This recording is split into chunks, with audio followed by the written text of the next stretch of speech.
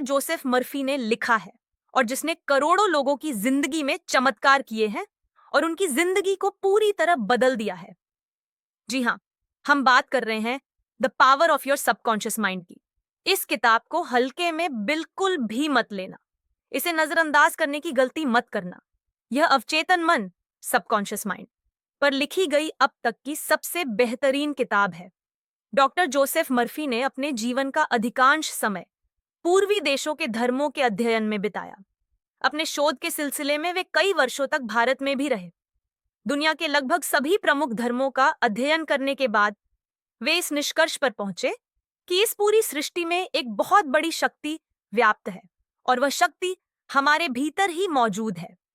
इसी शक्ति को डॉक्टर जोसेफ मर्फी ने नाम दिया the power of subconscious mind, यानी अवचेतन मन की शक्ति। इसी शक्ति के बारे में हम इस वीडियो में विस्तार से समझेंगे। जब आप अपने अवचेतन मन की इस जादुई शक्ति का सही तरीके से उपयोग करना सीख जाते हैं तो आपकी जिंदगी में चमत्कार होने लगते हैं। आप वह सब कुछ हासिल कर सकते हैं जिसकी आपने कभी कल्पना भी नहीं की होगी। आप हर वह मंजिल पा सकते हैं जहां तक पहुंचना आप चाहते हैं। आप इतना धन कमा सकते हैं जितना आपने कभी सोचा भी नहीं होगा। इस किताब में कुल 20 अध्याय हैं जो हमें सफलता की सीढ़ी पर ले जाते हैं और जिनके माध्यम से हम वह सब कुछ हासिल कर सकते हैं जो हम चाहते हैं, बशर्ते कि आप इस पूरे वीडियो को ध्यान से देखें, समझें और इसे अपनी जिंदगी में लागू करें। अगर आप ऐसा करते हैं तो मैं आपसे वादा करता हूं कि आपको सफल होने से कोई भी नहीं रोक पाएगा और आप सफलता की हर ऊंचाई को छू सकेंगे। तो इस वीडियो को पूरा देखें और एक भी पॉइंट मिस मत कीजिए। चलिए शुरू करते हैं। अध्याय 1 से। अध्याय 1, आपके भीतर छिपा हुआ खजाना। क्या आप जानते हैं कि एक साधारण लोहे का टुकड़ा अगर उसमें चुंबक लगा दिया जाए तो वह अपने वजन से 12 गुना ज्यादा वजन उठा सकता है? लेकिन अगर उसमें से चुंबक हटा दिया जाए तो वह एक तिनका तक नहीं उठा सकता। इसी तरह दुनिया में भी दो तरह के लोग होते हैं। पहले वे लोग जिनके अंदर चुंबकीय शक्ति होती है, जो विश्वास और आस्था से भरे होते हैं, जिन्हें यह भरोसा होता है कि वे जरूर जीतेंगे और सफल होंगे। दूसरे वे लोग जिनके अंदर यह चुंबकीय तत्व नहीं होता, जो हमेशा डरे रहते हैं, शंकाओं में घिरे रहते हैं और किसी भी चीज पर भरोसा नहीं कर पाते। ऐसे लोग जीवन में आगे नहीं बढ़ पाते। आप भी एक चुंबकीय व्यक्ति बन सकते हैं, बशर्ते आप इतिहास के सबसे बड़े रहस्य को समझ लें, अवचेतन मन की शक्ति को। इसे समझिए और अपनी जिंदगी में लागू कीजिए। अब समझते हैं कि यह अवचेतन मन आखिर है क्या। असल में हमारा मस्तिष्क एक ही होता है, लेकिन इसके दो अलग अलग भाग होते हैं। दोनों के गुण और कार्य अलग अलग होते हैं। एक रेखा इन्हें अलग करती है। एक है चेतन मन, कॉन्शियस माइंड, और दूसरा है अवचेतन मन, सबकॉन्शियस माइंड।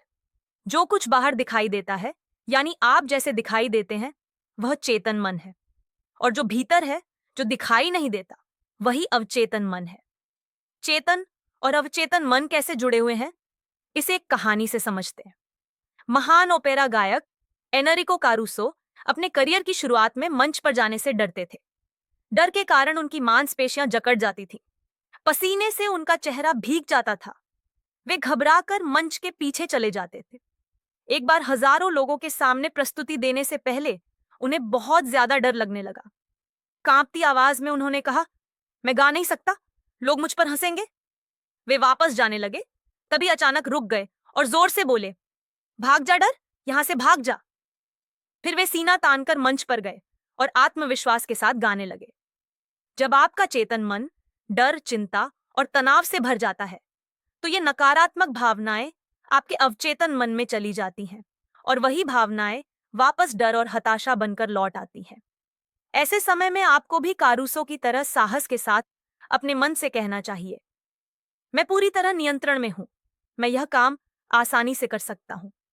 जब आप इस तरह अपने चेतन मन को आदेश देते हैं तो आपका अवचेतन मन शांति, उत्साह और शक्ति से भर जाता है और आपको ऐसे परिणाम मिलने लगते हैं जिनकी आपने कल्पना भी नहीं की होती।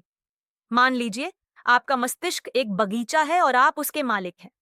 अब उस बगीचे में वही फसल उगेगी जिसके बीज आप बोएंगे। इसी तरह हम पूरे दिन अपने मन के बगीचे में विचारों के बीज बोते रहते हैं। ये बीज हमारी आदतों से पैदा होते हैं। अगर आप कांटे बोएंगे तो क्या आपको अंगूर मिलेंगे? अगर आप नकारात्मक विचार बोएंगे तो सकारात्मक परिणाम कैसे मिलेंगे? यही कारण है कि अच्छे विचार सोचना जरूरी है, क्योंकि अवचेतन मन सही और गलत में फर्क नहीं करता। वह सिर्फ चेतन मन द्वारा दिए गए विचारों को वास्तविकता में बदलता है, चाहे वे सही हो या गलत। अगर कोई व्यक्ति बार बार कहता रहे, मैं यह नहीं कर सकता, मैं असफल हूं, तो अवचेतन मन उसी अनुसार परिस्थितियां बना देता है। और अगर कोई छात्र बार बार कहे, मैं टॉप करूंगा, तो उसका अवचेतन मन उसे उस दिशा में काम करने के लिए मजबूर कर देता है। अध्याय 2। आपका मस्तिष्क कैसे काम करता है? चेतन मन जहाज के कप्तान की तरह होता है और अवचेतन मन इंजन, रूम में काम करने वाले कर्मचारियों की तरह। कर्मचारी केवल आदेश मानते हैं, सवाल नहीं करते। उसी तरह आपका अवचेतन मन भी आपके चेतन मन के आदेशों का पालन करता है, बिना सही गलत पूछे। अगर आप बार बार कहते हैं, ये बहुत मुश्किल है, मैं नहीं कर सकता, तो वही सच बन जाता है। और अगर आप कहते हैं, ये बहुत आसान है, मैं यह कर सकता हूं, तो वही सच बन जाता है। एक गायिका बार बार असफल हुई क्योंकि वह खुद से कहती थी, लोग मुझे पसंद नहीं करेंगे। बाद में उसने रोज सकारात्मक वाक्य दोहराने शुरू किए और अंततः सफल हुई। अध्याय 3। अवचेतन मन की चमत्कारी शक्ति। अमेरिकी मनोविज्ञान के जनक विलियम जेम्स ने कहा था, दुनिया को बदलने की शक्ति आपके अवचेतन मन में है। जैसे अलार्म लगाने पर हम उससे पहले जाग जाते हैं, वैसे ही अवचेतन मन हमारे आदेशों पर काम करता है। सोने से पहले और जागने के बाद अपने अवचेतन मन को सकारात्मक सुझाव दीजिए। अध्याय 4। प्राचीन काल में मानसिक उपचार।